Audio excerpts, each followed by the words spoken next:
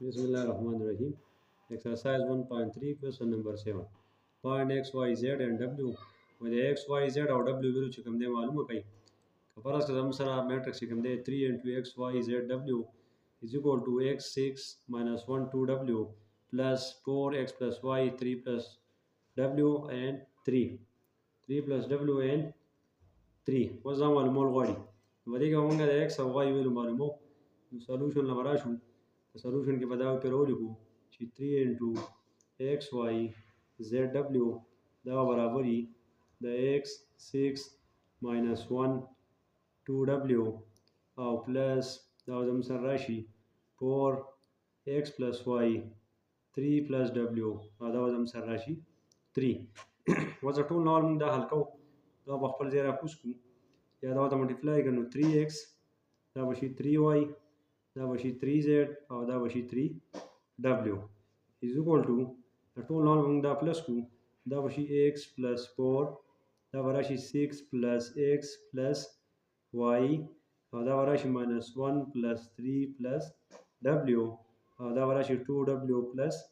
3 ده mun halko wasu mun ga dai comparison kau ci aya za musa da x da y wani basai da mun wasu wayo da 3x equality sign ki basara shi x plus 4 the 3y مقابله کې براشي 6 plus x plus y او د 3z براشي minus 1 plus 3 او د 3w په بدل کې براشي 2w plus 2 نو زموږ سره به موږ بولیو چې لیټ 3x دا به برابر شي د x plus 4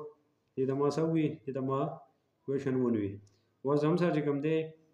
3y پر چا برابر شي دا به شي 6 plus x plus y دې د ما سوي دې د مونږه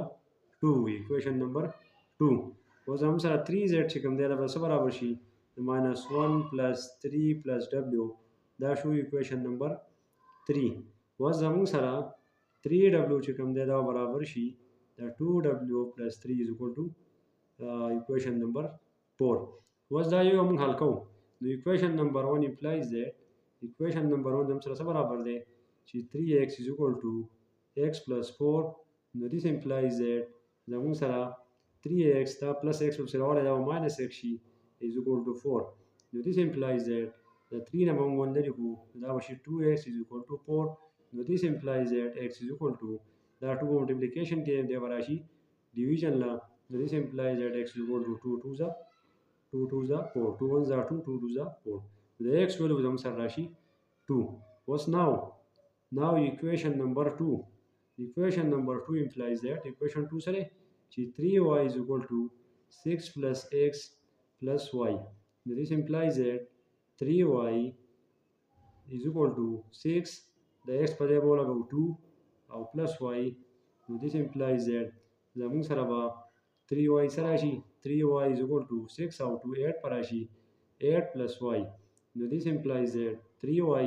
دا plus y برابر minus y is equal to 8. Now this implies that زموږ سره به 3y نه یو y لري کنه 2y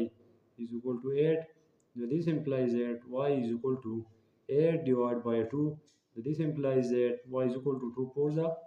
8. Now y will be زموږ سره راشي 4. اوس موږ څه معلومو اوس now equation number 3 implies that اوس موږ equation number 3 چې کوم دی هغه راوړو equation number 3 زموږ سره سره equation number 3 زموږ سره دی چې 3z is equal to minus 1 plus 3 plus w. خو first موږ څه لګو first solve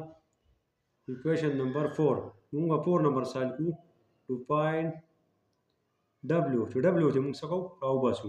د equation 4 زموږ سره څه برابر دی equation 4 دی چې 3w is equal to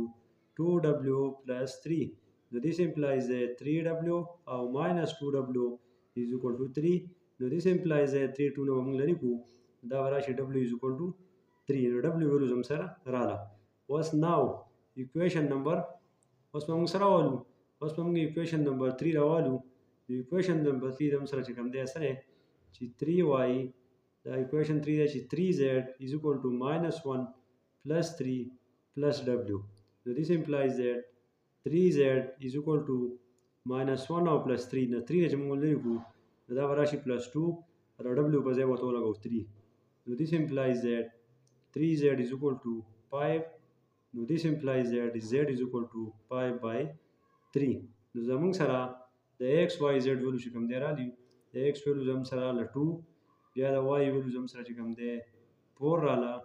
او زموږ سره د w value چې کوم دی 3 راله او د z value زموږ سره راله 5 by 3. دا اوس زموږ سره question number 7 question number 7 چې کوم دی موږ حل کو او د نور questions